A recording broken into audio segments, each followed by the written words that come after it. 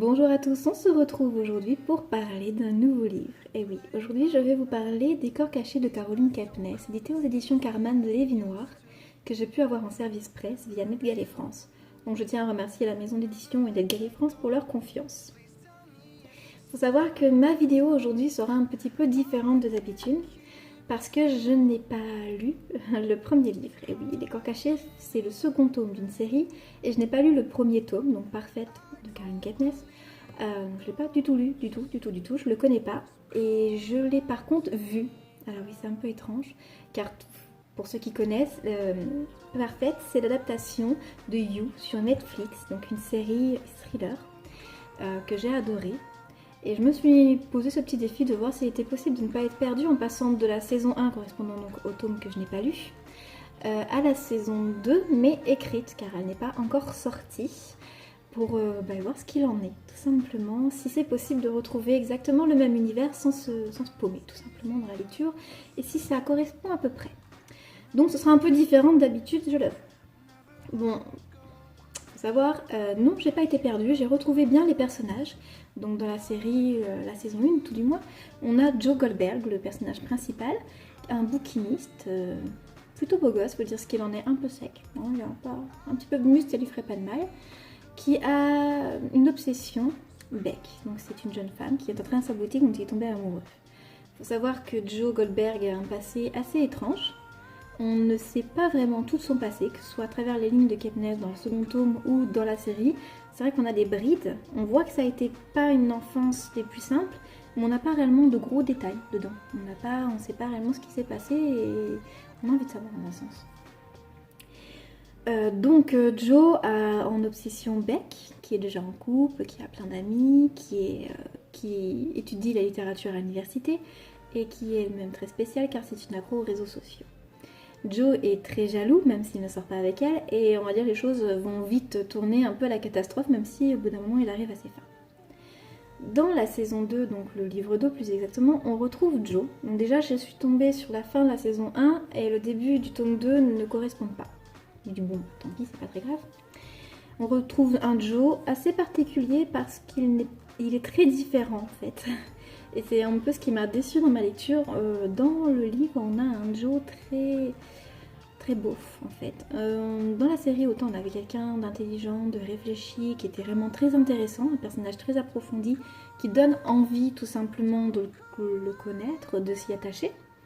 Autant dans le livre, c'est un con. Personnellement, je ne l'ai pas aimé du tout. J'ai l'impression qu'il pense qu'à se faire tailler des PIPE et à s'envoyer en l'air. C'est réellement même s'il y a du sexe dans la série, dans le livre, on a l'impression que tout tourne autour de ça. C'est plutôt désagréable dans un sens. Alors Joe, on le retrouve ici après une fin un peu catastrophique dans la saison 1. On le retrouve amoureux, de nouveau, d'un coup. Claquement de doigts, Joe est amoureux. Voilà, c'est bien. Il vit le grand amour avec Amy, une jeune femme qui semble très différente de Beck, qui n'est pas sur les réseaux sociaux, qui n'a pas le compte Facebook, pas tout le temps au portable, enfin voilà quoi. Il a totalement confiance en elle, les choses se passent mieux. Bon, certes, il a toujours ce petit côté un petit peu très possessif et jaloux. Néanmoins, il arrive plus à le contrôler et il garde une obsession par contre en tête. Donc, qui dans le livre est une tasse remplie de pipi. Mais qui dans la série c'est un bocal, si je me rappelle bien. Et bien cette obsession, on l'a retrouvée tout du long du livre. Sa petite erreur qu'il a laissée. Et que malheureusement, ça l'obsède. En plus de Amy, qu'il a et sa nouvelle chérie, sauf que Amy est loin d'être ce qu'elle paraît. Et malheureusement pour Joe, Amy disparaît. Et ça lui fait pas mal de tort au passage, et il n'est pas content. Joe décide de tout laisser en plan à New York, et de la poursuivre à Los Angeles pour se venger, tout simplement. Voilà. Et la fureur, son côté tueur revient à la charge. Il a envie de la retrouver et de la buter. Jusque-là, vous me direz, tout va bien. Sauf que, arrivé à Los Angeles, alors les choses se passent pas forcément comme il voudrait parce qu'elle est très difficile à trouver. Et oui, Amy n'est pas une fan de réseaux sociaux ni autre chose, donc pour la retrouver c'est loin d'être facile. Il prend un petit métier pour pouvoir subvenir à ses besoins et il rencontre des gens, sauf qu'il va rencontrer une femme, Love, dont il va tomber éperdument amoureux et pour lui c'est la bonne. Voilà. Elle va également tomber amoureuse de lui. Sauf que vous l'aurez compris, Joe est un peu spécial, il est très jaloux, très possessif, il va se méfier de tout le monde. Donc principalement de de son ami d'enfance, de son frère jumeau à Love qui est un petit peu pas très net. Il va également avoir des soucis avec la police locale. Et il faut savoir ce qu'il en est, il va détester Los Angeles. Le seul truc qu'il aime à Los Angeles, c'est Love. Sa quête d'Amy ne la perd pas en tête du moins. Mais disons que sa quête, elle va dire, a passé un peu en mode secondaire. Pour qu'il ne se focalise plus que sur Love. Et puis voilà, je vous en dis pas plus sinon je vous spoil le livre. Faut savoir que le côté tueur est moins présent dans ce livre. Par rapport à la série, j'ai trouvé beaucoup moins intéressant à ce niveau-là. Tout simplement pour moi, c'est pas un thriller, c'est une dark romance. Voilà. Pour le côté thriller, serial killer, je ne le retrouve pas du tout dans Les Corps Cachés. C'est ce que j'ai trouvé dommage. J'ai pas aimé non plus le fait que Los Angeles soit dépeint de manière si péjorative, si négative. C'est réellement un monde superficiel aux yeux de Joe. Bon, si c'est un psy qui veut le voir, tant mieux. Sauf que personnellement, j'ai trouvé ça un peu gênant, dans un sens.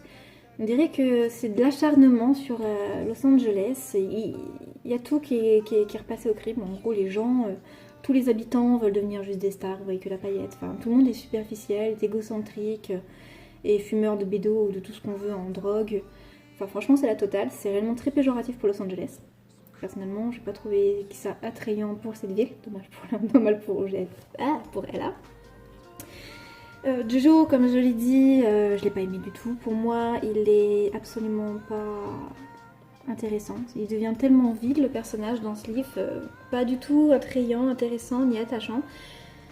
Love, au pire, on pourrait peut-être un peu l'apprécier. Elle est gentille comme fille et tout, mais bon, voilà. Pour moi, c'est pas une lecture désagréable. Ça n'a pas été une lecture agréable. Donc je pense que le fait de faire la série avant et de s'attacher à des personnages et à des caractéristiques qui ont été travaillées pour la télé, et de passer sur le tome, donc la version papier originale de Caroline Kepnes de ce personnage, et bien ça n'était pas une bonne idée pour moi, parce que j'ai pas accroché.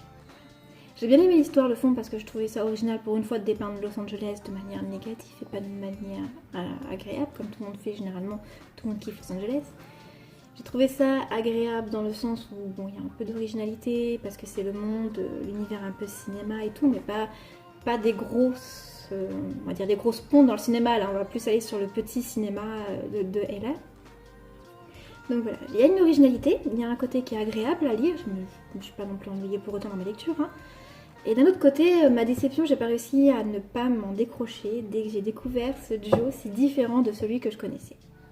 Donc vous l'aurez compris, c'est pas un avis positif pour une fois. Et oui, c'est un avis négatif. Moi je vous dirais tout simplement, si vous voulez lire Les Corps Cachés, ne vous dites pas que si vous avez vu la saison du livre 1, donc adapté du livre 1 sur Netflix, que vous allez réussir à accrocher forcément au livre parce que c'est pas pareil en fait, tout simplement. Vous avez pas... Ils ont bien réadapté pour l'écran pour qu'on soit très accroché au niveau de l'écran. Et ça déchante un peu au niveau de la lecture sur la version papier, enfin sur la version originale.